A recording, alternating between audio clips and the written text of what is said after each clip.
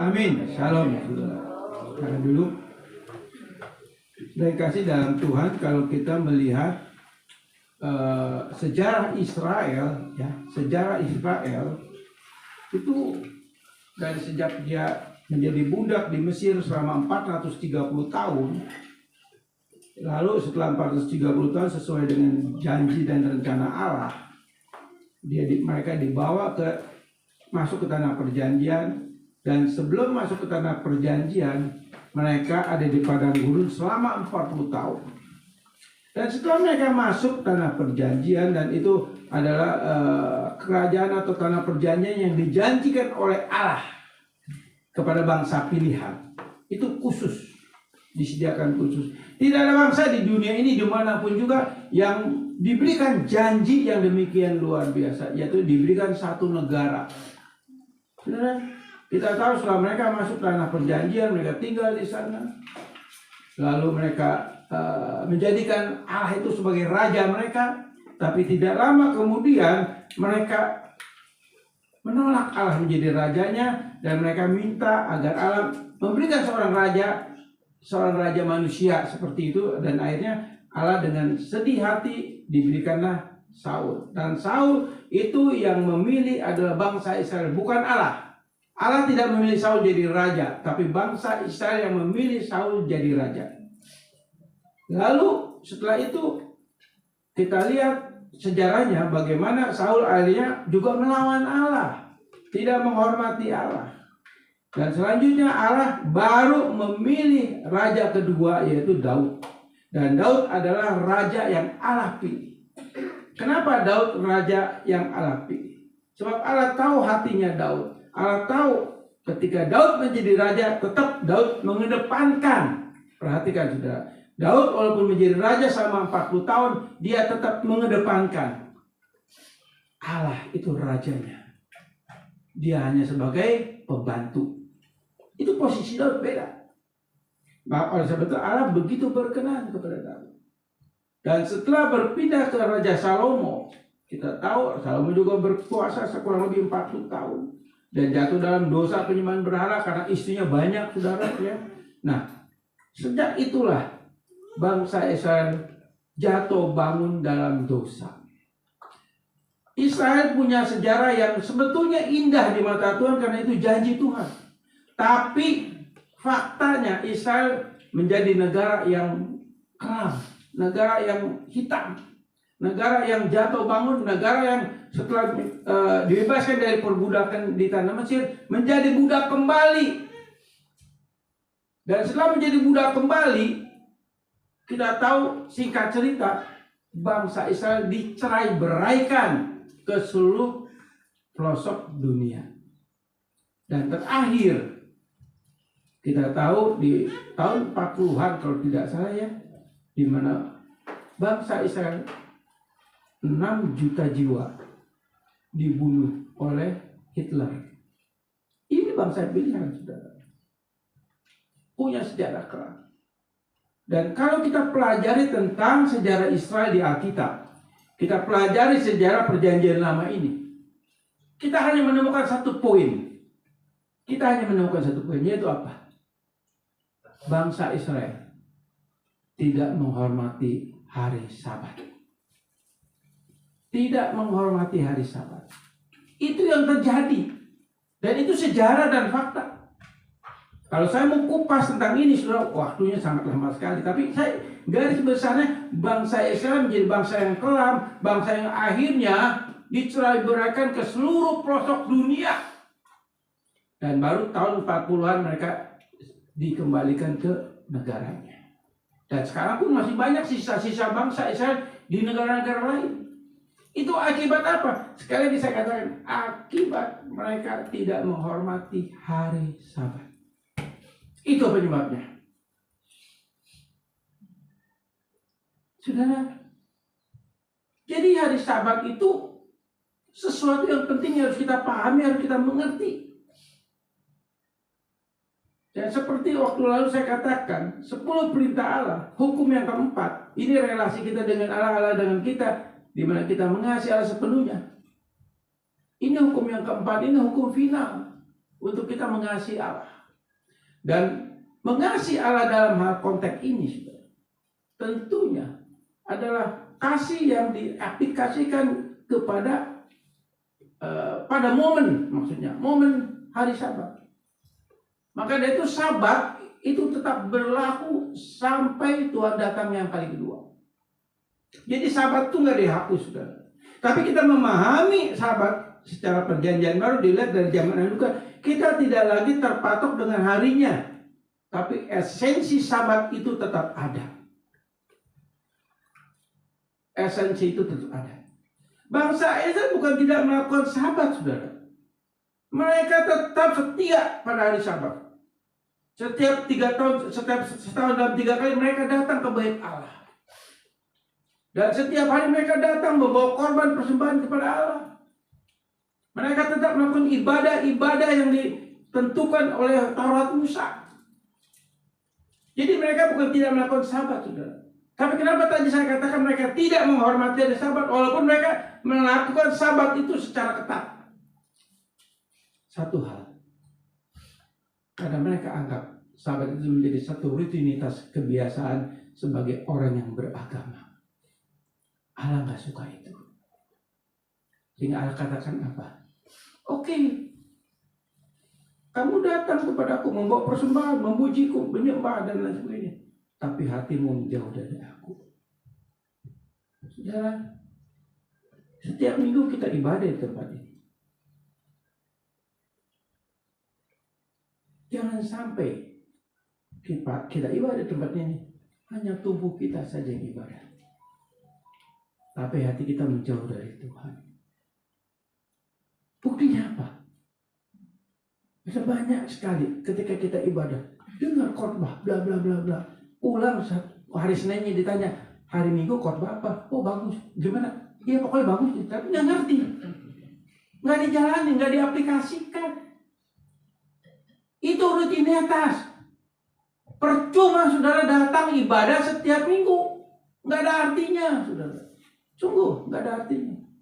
Justru ketika kita Sabat minggu ini, kita datang ibadah, kita dengar firman Tuhan, itu harus kita aplikasikan di dalam kehidupan kita setiap harinya. Menjadi pelaku firman dalam setiap harinya. Karena Sabat itu juga bicara belas kasihan Allah kepada kita. Kalau Allah punya belas kasihan kepada kita di hari Sabat, kita pun punya belas kasihan kepada Allah dan sesama.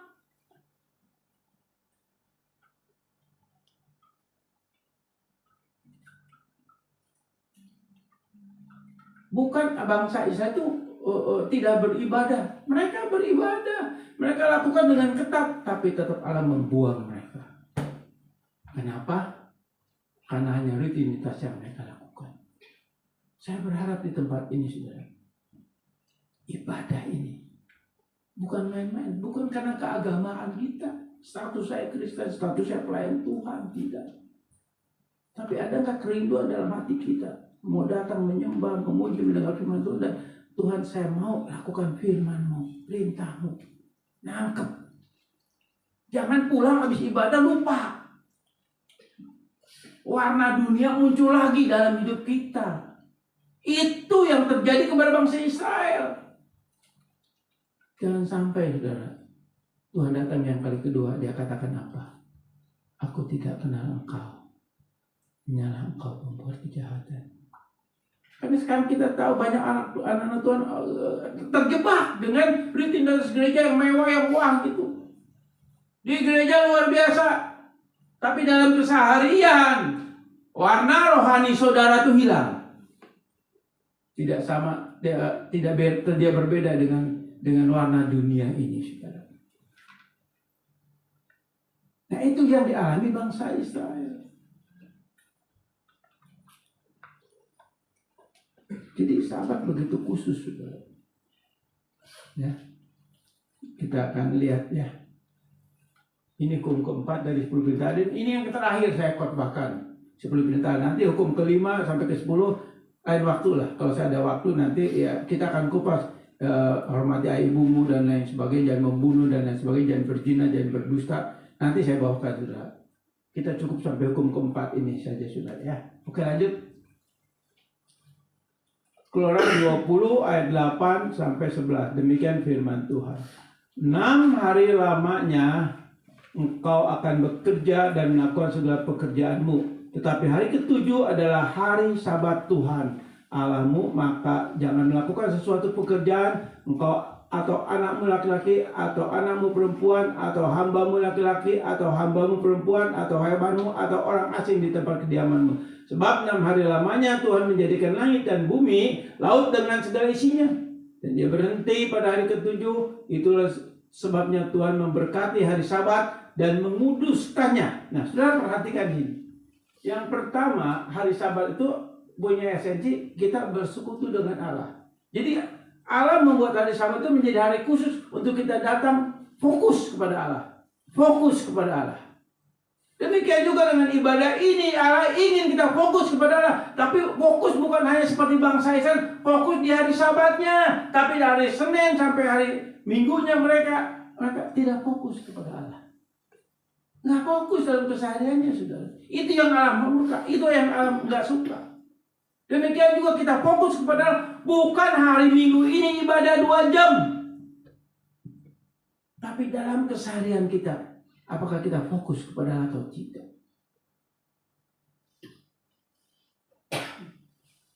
Itu namanya persekutuan. Jadi Allah bersekutu itu, nanti saya jelaskan berikut, oke ya. Sebab 6 hari lamanya Tuhan menjadikan langit dan bumi, laut dan segala isinya, dan dia berhenti pada hari ketujuh. Itulah sebabnya Tuhan memberkati hari Sabat dan menguduskannya. Ada berkat Tuhan. Di hari Sabat itu ada berkat Tuhan. Sudah tahu dalam ibadah ini setiap tutup ibadah ada doa berkat. Itu berkat Tuhan. Jadi Tuhan gak main-main, saudara. Ketika selesai ibadah, jangan pulang dulu, tunggu doa berkat. Doa berkat ini janji Tuhan. Janji Tuhan kepada saudara dan saya. Dan ketika engkau mengamini doa berkat itu, hidupmu tetap dalam berkat Tuhan. Dalam pemeliharaan Tuhan. Dalam perlindungan Tuhan, itu janji.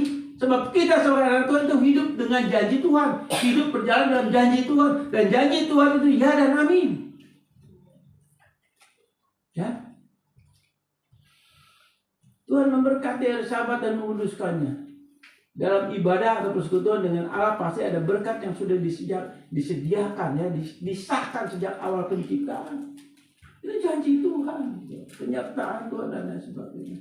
Sudah, kalau kita bicara hukum Sabat ini bukan hanya bicara hari ketujuh kita ibadah, bukan itu. Tapi juga Sabat kalau kita lihat di kitab Keluaran, Imamat, Bilangan, bagaimana Allah mengatur Sabat itu bukan bicara hari, tapi bicara tahun juga. Dia membuat aturan bagaimana kita tahu bangsa saja, bangsa yang bercocok tanam, ya, bangsa yang memiliki perkebunan anggur dan sebagainya, peternakan. Ada peraturannya. Tahun ke-7 kamu jangan bekerja, betul? Tahun ke-7 kamu diam. Biarkan tanah itu tidur selama 1 tahun. Andai kata tanah itu menghasilkan pohon, buah dan lain masih ada, biarkan itu tumbuh. Biarkan mereka yang butuh, orang-orang miskin di zaman itu, mereka menikmati, kau berikan itu semua kepada mereka. Jadi luar biasa. Bukan hanya tahun ke-7, juga tahun 7 kali 7, 40 tahun, 49 tahun kemudian kita tahu itu yang disebut tahun Nobel, tahun pendamaian.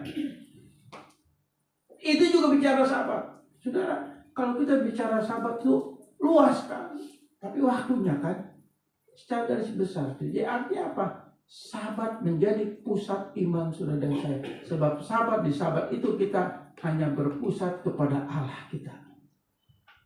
Dan Allah rindu untuk bersekutu dengan kita. Di zaman itu Allah cuma memberikan waktu dalam 7 hari, 1 hari, oke, datang kepadaku bersekutu.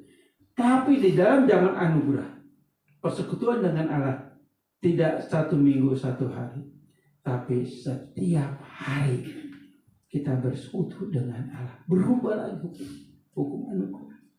Wah, kalau gitu lebih sulit.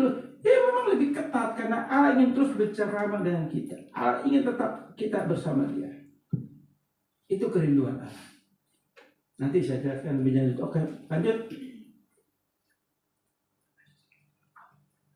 Nah, hari Sabat sama dengan Immanuel.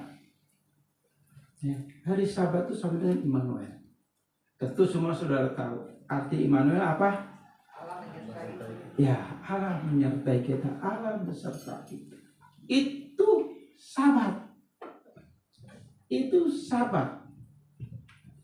Ya. Jadi hari Sabat adalah Immanuel. Immanuel gelar dari Tuhan Yesus sendiri. Immanuel adalah Allah beserta kita.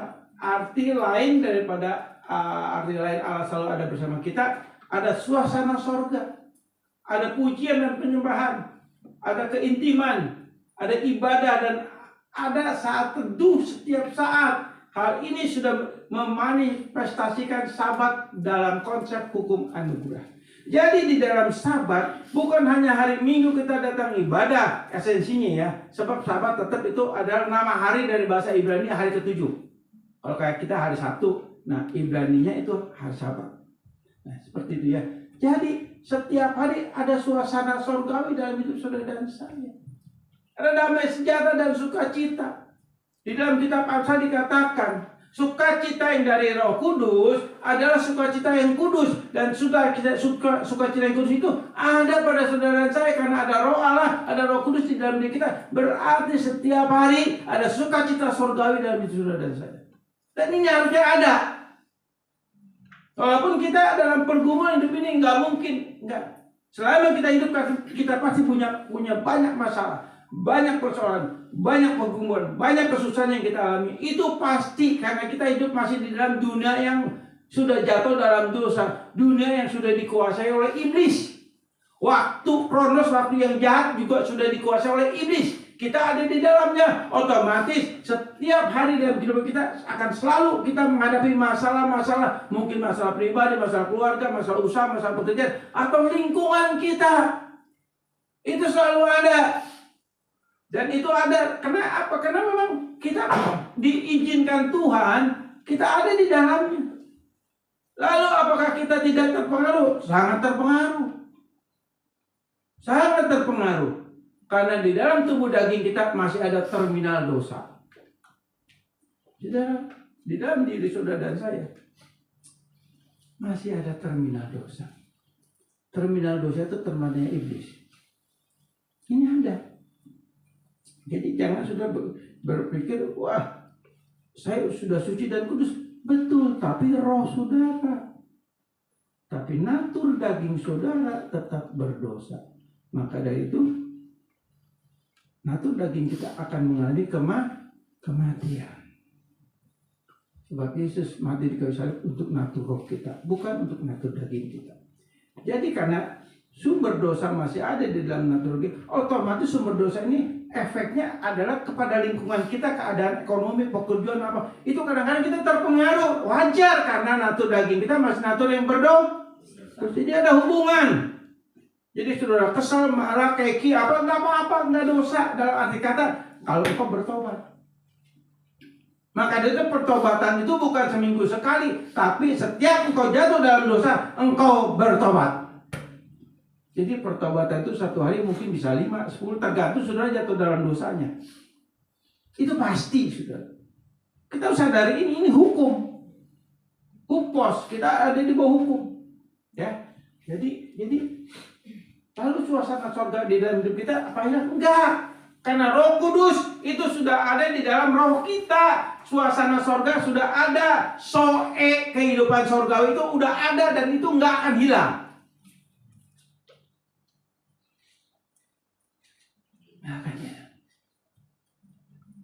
Maka itu Paulus katakan di dalam 1 Tesalonika pasal 5 ayat 18. Dikatakan apa?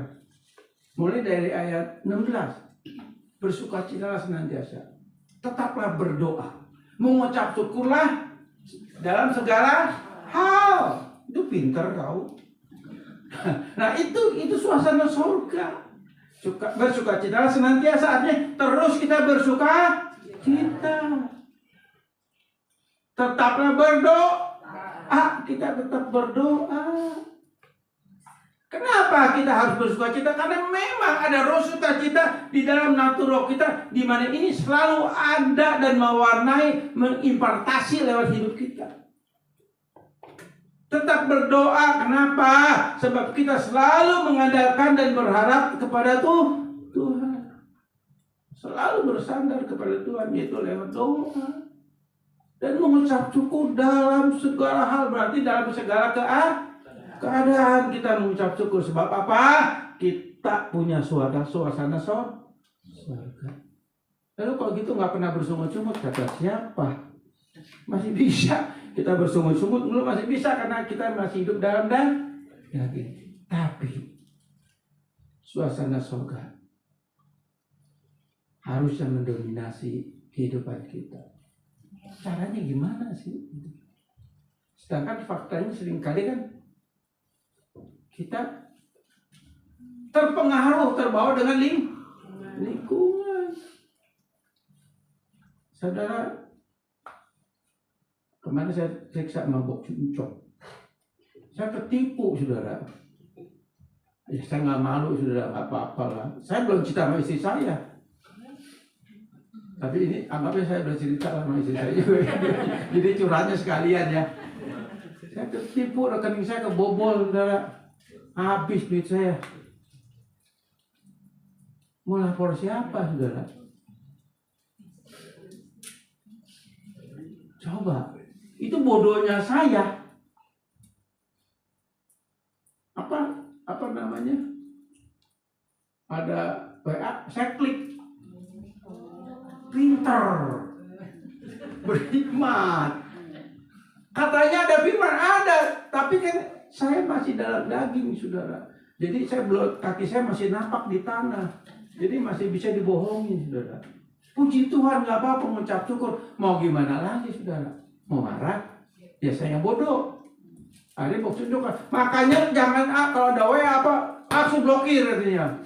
Bener juga, langsung saya blokir semua tuh. Yang kalau Pak P, saya kemarin dapat lagi tuh, kata Bok Simcong, ini bukan buat Bok juga, tuh lihat namanya. Saya pikir itu saya namanya siapa, Yanto ya? Oh, saya Yosef. Saya pikir itu dia memperkenalkan diri ke saya, maka saya tanya lagi, Yosef yang mana? Tapi Bok kasih tahu, ini maksudnya, hai Yosef tuh ke Bok. Oh iya ya, kok bodoh amat saya, nggak perhatiin sudah. Akhirnya blokir, saya blokir. Ya tapi nggak diblokir itu nggak apa-apa, duitnya Tapi saya udah urus ke BCA, udah beres. Puji Tuhan, saudara. Nilainya saya bisa sebutin lah, saudara. Malu, anak gede banget, saudara. Nah, tapi tetap syukur aja karena saya bodoh gitu, nggak teliti. Gitu juga, saudara. Nah, firman Tuhan ini ada akhirnya firman Tuhan. Pernah nggak kita belajar ngerti? Pernah nggak perhatiin firman Tuhan menjadi panduan hidup kita, menjadi GPS hidup kita ini Pak firman Tuhan.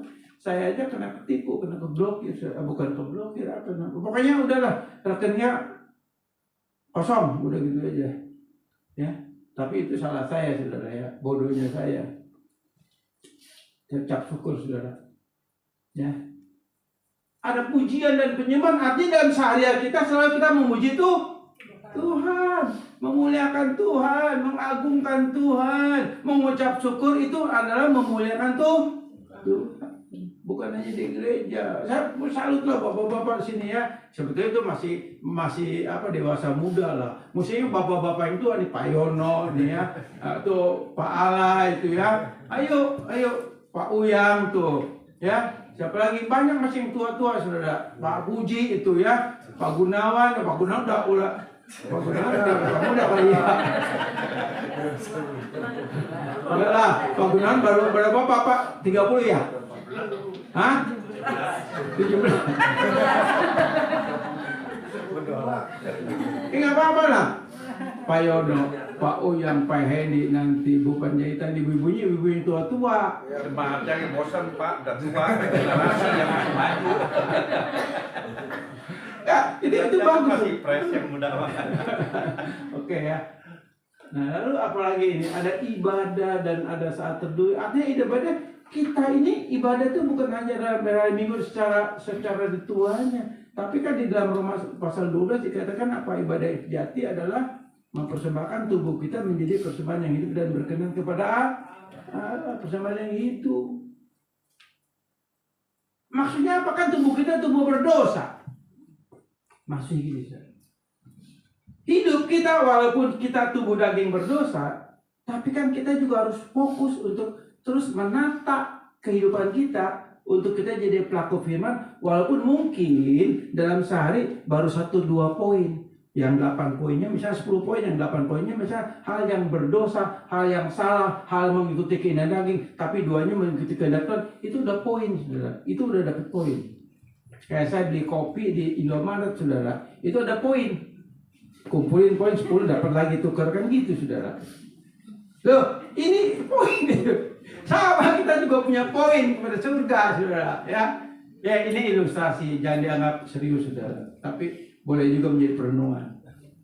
Jadi ibadah itu setiap hari dan ada saat tentu kapan? Nah ini. Halo. Seminggu berapa kali saat teduh? Wah, gitu. Mantap. Saudara bangun tidur itu cari tuh doa. Jangan langsung buka HP, WA, kluk, jangan. Ini dulu tuh berdoa. Berdoa sama Tuhan. Bersekutu. Itu saat teduh. Nah, kalau saat teduh itu enggak setiap enggak dalam sepanjang hidup kita hari itu 24 12 jam misalnya. Saat teduh enggak, saat teduh itu ketika kita bangun tidur pagi atau siang ada waktu, sore mau tidur, saat teduh. Bersekutu dengan Tuhan secara pribadi. Saya lakukan itu, saudara. Tuhan mau kita lakukan itu. Itu maunya Tuhan, bukan maunya kita. Maka Tuhan minta, ayo saat teduh, ayo bercengkrama dengan aku, kan begitu, saudara ya. Terus selanjutnya apa? Hal ini sudah memanifestasikan sahabat dan konsep hukum anugerah, gitu ya. Oke, lanjut. Hari Sabat itu dalam bahasa Ibrani tadi saya belajarkan hanya sebagai pengingat bahwa hari itu hari beristirahat, waktu itu bersekutu dengan Allah, beribadah dengan berbeda, dengar Tuhan bicara, membawa korban dan menerima berkat Allah, doa berkat dalam ibadah. Tadi saya sudah jelaskan, saudara ya. Jadi hari Sabat itu secara hukum adalah Sabat adalah nama dari hari Sabtu, hari ke-7 ya. Oke. Lanjut. Hukum keempat, Allah memberikan tekanan kalimat kuduskanlah hari Sabat. Hukum Sabat dalam perjanjian baru adalah diri kita yang Tuhan katakan kita bait Allah. Ada perintah kuduskanlah, berarti ada hukum yang kudus dalam natur roh kita. Di dalam 1 Yohanes 3:19 dikatakan kamu sudah suci, kamu sudah kudus, kamu tidak bisa berbuat dosa lagi sebab ada Roh Kudus di dalam diri kamu, di dalam hati kamu, di dalam roh kamu. Itu maksudnya pemahaman pengertian arti hukum Sabat, gitu ya. Jadi itu ada perintah kudus, ada persekutuan. Jadi saudara dan saya secara natural kita ini sudah suci dan kudus, dan inilah yang nanti akan membawa kita bertemu Allah di sorga. Kita akan masuk dalam kerajaan sorga, dan soe dalam Alkitab dikatakan itu adalah kehidupan sorgawi. Berarti kehidupan sorgawi itu sudah ada dan sudah menjadi milik, dan itu ada di dalam diri kita. Jadi kita punya dua kehidupan. Kehidupan soe, kehidupan sorga itu sudah ada, dan kehidupan bios, kehidupan daging. Bios itu kehidupan daging. Tapi kalau orang yang tidak percaya Yesus, dia hanya cuma punya satu bios. Tapi saudara dan saya percaya kepada Yesus Kristus sebagai Tuhan dan Selamat, kita ada soe-nya. Jadi orang yang sudah punya soe, satu saat kita dipanggil dalam kematian, soe itu akan membawa kita ke sorga. Jadi itu udah ada di dalam diri kita. Soe. Itu kehidupan sorgawi. Ya, begitu. Ya, lanjut. Habis aja.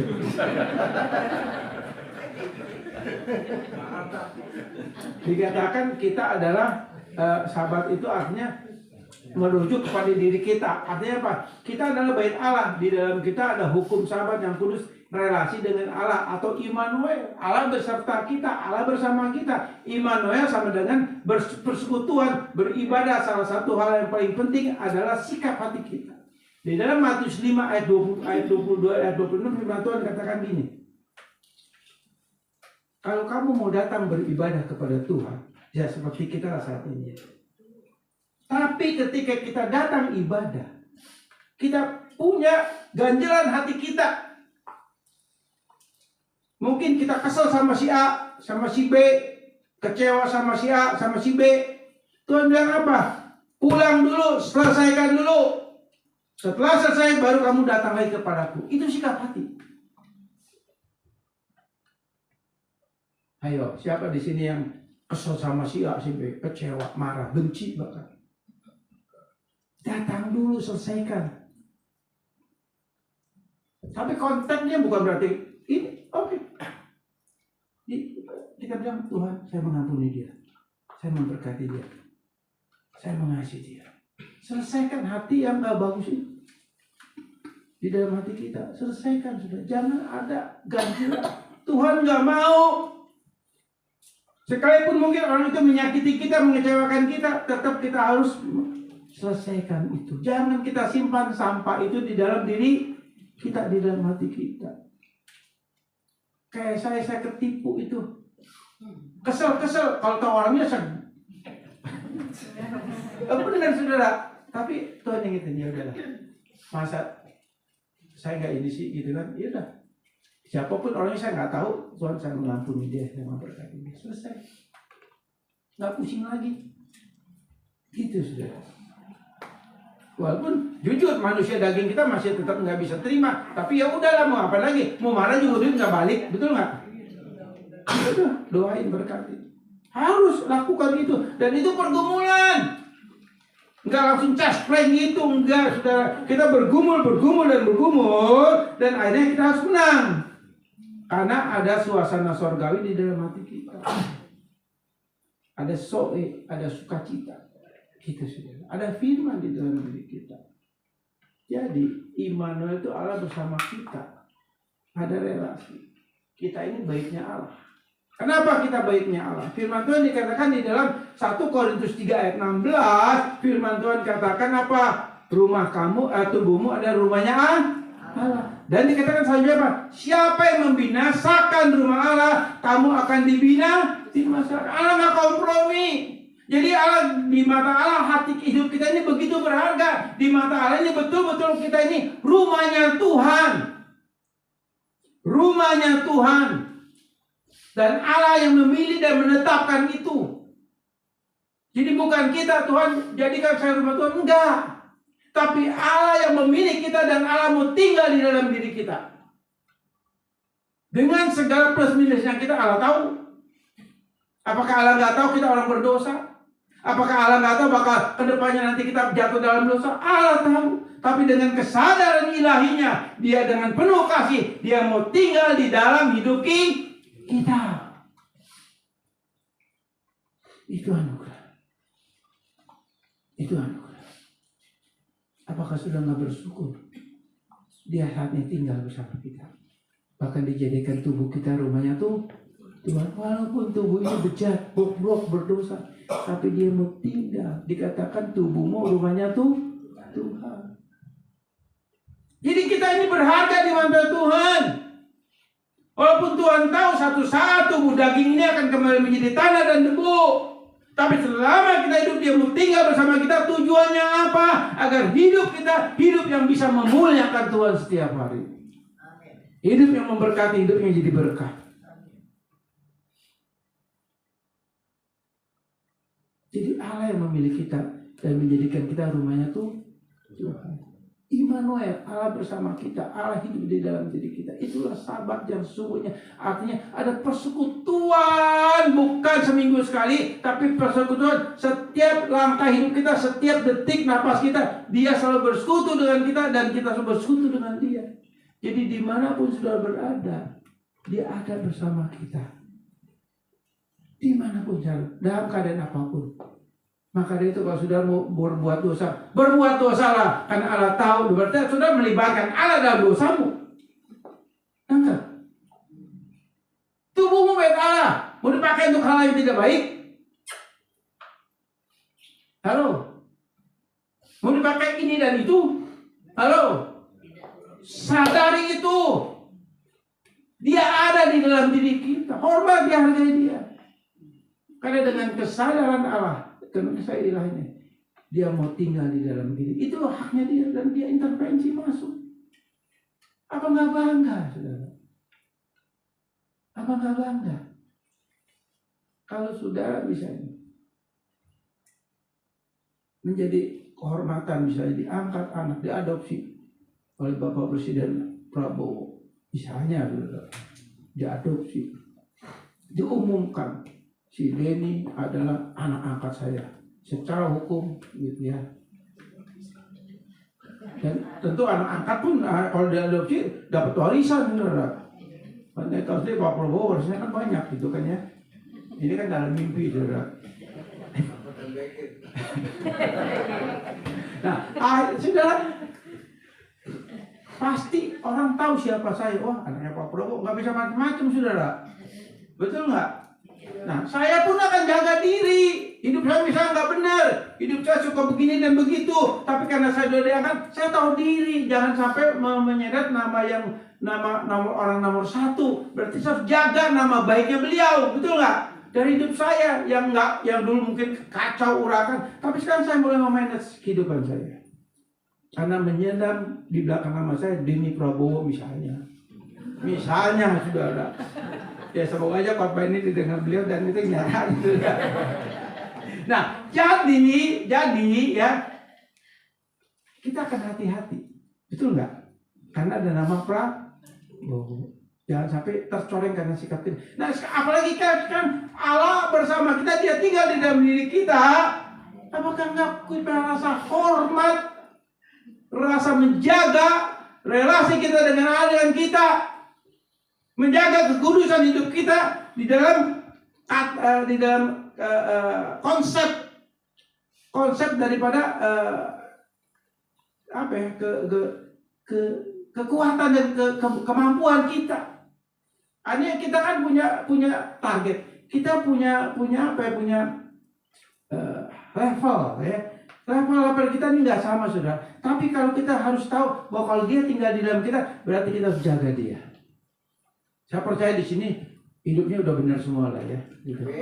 Amin. Ya, amin. Ya amin dong, amin. Kita nggak apa-apa, saudara ya. Ya, artinya ayo sadar diri di dalam hidup kita ada Allah bersama kita. Itu aja ya intinya ya. Oke ya. Lanjut. Anak manusia adalah Tuhan atas hari Sabat. Matius 12 ayat 6 sampai 8 di firman Tuhan katakan gini. Aku berkata kepadamu, di sini ada yang melebihi baik Allah. Perhatian. Aku berkata kepadamu, di sini ada yang melebihi baik Allah. Ini Tuhan bicara melebihi baik Allah yang dibangun oleh Raja Salomo, oleh Herodes Agung, ya. Dan sekarang sudah diruntuhkan semua ya oleh Jenderal Titus. Nah, lebih dari itu, berarti Allah dia yang utama. Kenapa dia katakan, aku berkata kepadamu, di sini ada yang melebihi hari Sabat? Sebab bangsa Israel saat itu tetap fokusnya hari Sabat itu Bait Allah itu adalah pusat daripada sesembahan dia, pusat yang menjadi iman mereka, dan mereka tahu bahwa di dalam Bait Allah, Allah bertata, Allah tinggal di situ. Itu bangsa Israel. Tapi faktanya yang tadi saya katakan, dia punya sejarah kenapa? Karena hanya badannya saja datang ibadah, hanya badannya saja mempersembahkan korban persembahan kepada Allah, hanya badannya saja yang selalu setiap hari bawa korban persembahan kepada Allah, menjaga hari-hari, tapi kehidupannya, hatinya jauh daripada Tuhan. Nah, ini nggak boleh terjadi dalam diri kita. Dikatakan dia lebih besar daripada Bait Allah. Nah, jika memang kamu mengerti maksud firman ini yang kugunakan adalah belas kasihan dan bukan persembahan, tentu kamu tidak menghukum orang yang tidak bersalah, karena anak manusia adalah Tuhan atas hari Sabat. Jadi Sabat itu adalah Allah bersama kita. Kalau Allah bersama kita, berarti di dalam hidup kita ada belas kasih. Nah, belas kasihan ini adalah salah satu ciri ada Allah bersama kita. Apa itu arti belas kasihan? Arti belas kasihan adalah kita ini punya hati yang gak tahan, gak kuat. Kalau melihat misalnya saudara seiman kita, saudara kita, sahabat kita, orang yang kita kenal dekat, atau ya orang yang kita kenalan di lingkungan kita, hati kita ini selalu jatuh hati dalam arti kita nggak tahan gitu. Kalau orang ada yang perlu dibantu, perlu didoakan, ini hati kita nggak tahan. Kita selalu punya belas kasihan, punya perhatian khusus. Sebab itu yang Tuhan mau. Kita jadi berkat di mana kita berada. Menjadi berkat bukan hanya bicara uang, perhatian, doa, itu menjadi berkat.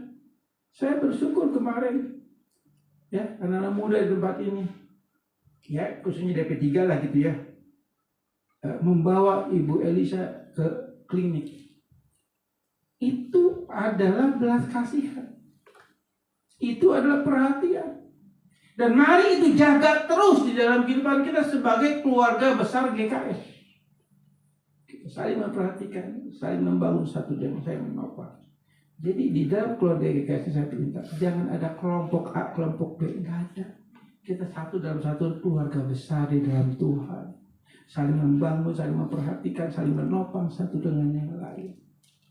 Jaga kebersamaan, kesehatan. Sebab tiang gereja itu ada 3. Marturia, koinonia, diakonia. Marturia itu apa? Marturia itu gereja yang mengajar. Maka dari itu di sini ada PA-nya adalah PA yang datangnya cuma berapa orang. Ada pengajaran. Gimana kita mau bersaksi kepada Tuhan, bersaksi kepada sesama kalau kita nggak ngerti firman Tuhan. Lalu ada diakonia. Diakonia adalah saling memperhatikan, saling melayani satu dengan yang lain. Ini nggak akan bisa terjadi kalau nggak ada kesehatian, kalau nggak ada kebersamaan. Lu gua nggak bisa.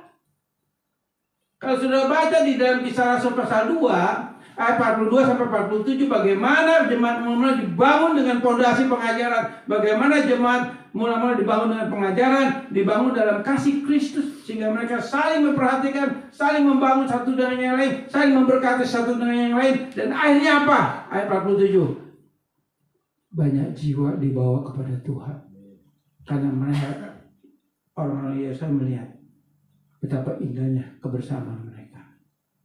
Ayo kita jadikan keluarga ini menjadi keluarga yang bersahabat terus, bangun kebersamaan. Untuk kita lakukan itu perlu ada harga yang harus dibayar. Apa? Sangkal dirimu, pikul salibmu setiap hari. Itu harga yang harus kita bayar. Ya lanjut. Yesus Kristus adalah legislator hukum Sabat.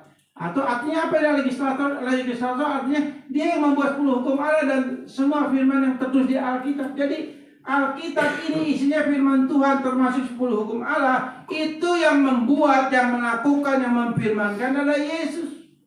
Jadi Yesuslah legislator firman Tuhan. Termasuk daripada hukum Sabat itu. Dia legislator, makanya dia berani berkata, aku adalah Tuhan atas hari Sabat. Dia legislatornya. Berarti ketika saudara saya beriman kepada Kristus, beribadah di dalam Kristus, berarti kita beribadah pada hari Sabat, di mana artinya kita bersekutu dengan Dia. Sebab firman Tuhan, sekali saya katakan, ini adalah identitas Tuhan Yesus. Jadi firman Tuhan ini identitas Tuhan Yesus. Firman yang perkataan yang keluar dari mulut Allah yang ada di dalam Mazmur pasal 2 ayat 7 itu dikatakan Allah telah berfirman. Allah telah berfirman itu artinya Allah telah berkata-kata lewat Yesus. Jadi Alkitab ini identitas Tuhan Yesus. Kalau sudah mau tahu siapa Yesus, baca Alkitab bisa ngerti. Itu ya. Oke? Gampang kan? Gampang didengar. Dilakukannya susah, malas. Kristus sang pencipta seluruh alam semesta dengan yang ada di dalamnya. Kolose 1:15-17 nanti baca di rumah ya. Foto aja nih saudara. Tapi kayaknya saya pesimis yang dibaca nih. Kalau saya jabarin satu-satu, ya saya yakin keluar jam 12 belum tentu selesai. Saudara satu-satu keluar dulu. Tinggal saya sendiri. Ya kan gitu. Makanya ini satu maksudnya, kenapa saya tulis juga ayat foto baca. Walaupun saya pesimis saudara. Ya saya mau jujur aja saudara. Ya. Tapi kalau baca wah luar biasa. Saya gendong satu-satu saudara. Kolose 1 ayat 15-17, Yohanes 1 ayat 1-3, Kejadian 1 1-37, Kejadian 2 1-3. Nanti foto baca ya, gitu ya. Kristus sang legislator pembuat hukum atau firman dari hari Sabat, maka dialah pribadi yang paling tahu dan akurat bagaimana manusia memenuhi hari Sabat itu. Dia yang sepenuhnya berotoritas atas hukum hari Sabat. Tokoh agama Yahudi zaman itu maupun sampai nanti tidak memiliki otoritas atas hukum hari Sabat. Kenapa dia tidak punya otoritas hari Sabat? Sebab hari Sabat ada di dalam Kristus. Dialah legislator daripada hukum Sabat. Dan legislator itu ada di dalam hati kita, tinggal di dalam diri kita, dan itulah Sabat yang sesungguhnya. Ada persekutuan yang indah setiap hari dalam hidup kita. Ini esensi dari Sabat. Kalau gereja Advent, saudara ya, atau ya Yudaisme, mereka hanya terpatok dengan harinya. Bukan esensinya. Sebetulnya kan hari itu cuma menunjukkan esensinya apa gitu. Ngerti nggak? Maksudnya apa itu. Nah kita langsung ke poinnya. Seperti itu saudara ya. Oke lanjut. Yesus Kristus berdaulat atas hari Sabat. Artinya apa? Yesus Kristus yang membuat ketetapan tentang Sabat. Dia yang legislatornya. Dan Sabat adalah ada dalam kedaulatan Tuhan Yesus. Keluaran 31 ayat 13, Imamat 19 ayat 3, Yesaya 55 ayat 4, Yeskiel 20 ayat 12 dan 20. Foto baca ya. Karena itu hari Sabat hanya dipersembahkan kepada Allah Tritunggal dalam ibadah di bait Allah, sinagoge. Ini konsep konsep daripada Yudaisme ya. Apapun yang kita lakukan, kita katakan pada hari Sabat. Ini kita lakukan di dalam Tuhan Yesus. Kolose 3 ayat 17. Ya. Saya kayak jabarin lah saudara, kelamaan ya. Pasti saudara pantatnya panas ntar. Ini foto baca, lanjut. Sabat sejati hanya ada di dalam Tuhan Yesus, sebab dialah sang penentu hukum Sabat. Yohanes 8, 31-32, Yohanes 14 ayat 27, Yohanes 15 ayat 11, Yohanes 16 ayat 24. Lanjut. Hukum Taurat atau Sabat adalah hukum daging. Ya, perhatikan ini. Ini yang terakhir ya. Hah? Satu lagi. Tenang ya saudara ya. Tenang ya. Saudara enak duduk, saya berdiri. Saudara, saya mau terus kayak burung cicarawa saudara ya. Ya, saya sediain air dulu dah. Nah ini Bapak Staf Gembala yang punya hati saudara. Yang lain nggak peduli saudara. Makasih Pak. Makasih Pak.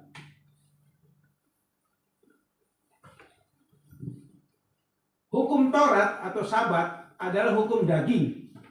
Tapi hukum anugerah adalah hukum roh. 2 Korintus 3 ayat 6 dikatakan ialah membuat kami juga sanggup menjadi pelayan-pelayan dari suatu perjanjian baru yang tidak terdiri dari hukum yang tertulis, hukum daging, tetapi dari roh, hukum rohani atau hukum anugerah. Sebab hukum yang tertulis mematikan, tetapi hukum roh yang menghidupkan. Jadi maksud daripada hukum Taurat itu, hukum Sabat di dalam hukum Taurat itu hukum daging, hukum lahiriah. Itu yang dilakukan oleh gereja-gereja tertentu, orang-orang Yahudi. Itu hukum daging. Nah di dalam Korintus dikatakan, Paulus katakan apa? Ia yang membuat kami juga sanggup menjadi pelayan-pelayan dari suatu perjanjian baru, maksudnya hukum anugerah yang tidak terdiri dari hukum yang tertulis, tetapi dari roh, maksudnya Roh Kudus ini, hukum rohani. Sebab hukum yang tertulis mematikan, tetapi roh menghidupkan. Yang tadi saya katakan, Immanuel, Allah bersama kita, itu adalah di Sabat. Artinya Sabat yang bersama kita, Sabat persekutuan dengan Allah, di mana Allah tinggal bersama kita. Itu persekutuan, itu keintiman, hidup bersama Dia, dan Dia selalu menyertai kita dan bersama kita selamanya. Jadi bukan hukum daging lagi, hukum roh. Jadi Sabat itu hukum roh dari kacamata hukum anugerah. Ya, lanjut.